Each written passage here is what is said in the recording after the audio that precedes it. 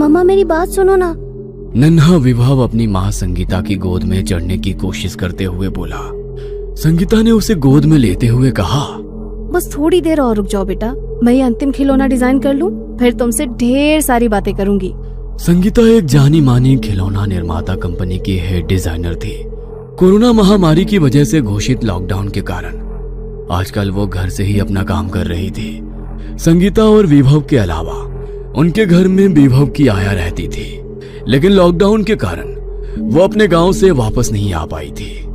विभव 6 वर्ष का बहुत ही प्यारा और बातूनी सा बच्चा था।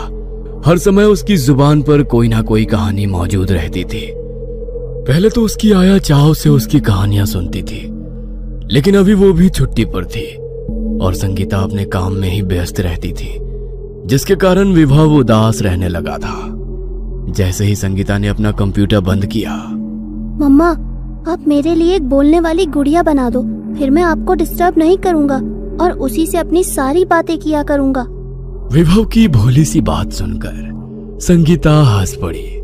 कुछ सोचकर वो उठी और स्टोर रूम में चली गई। पिछले ही सप्ताह संगीता के डिजाइन किए हुए कुछ खिलौने फैक्ट्री से जांच के लिए उसके पास आए थे, जो अचानक कोरोना की वजह से दफ्तर बंद हो जाने के कारण उसके घर पर ही रह गए थे। संगीता ने उन खिलौनों में से एक गुड़िया निकालकर विभव को खेलने के लिए दे दी। वो गुड़िया वैसे तो दिखने में बहुत ही सुंदर थी, लेकिन उसकी आंखें कुछ गड़ू मड़ू सी हो गई थी, जो कभी कभी डरावना सा एहसास दे जाती थी। विभव ने जैसे ही वो गुड़िया देखी, वो खुशी से उछल पड़ा।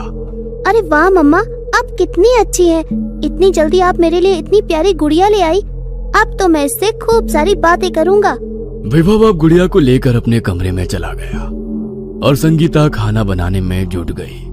कुछ देर के बाद जब संगीता और विभव खाने के लिए बैठे, तो संगीता ने देखा कि विभव ने ना सिर्फ बहुत जल्दी खा लिया, बल्कि उसने संगीता की प्लेट से भी खाना लेकर खाना खाना शुरू कर दिया। संगीता थोड़ी हैरान हुई।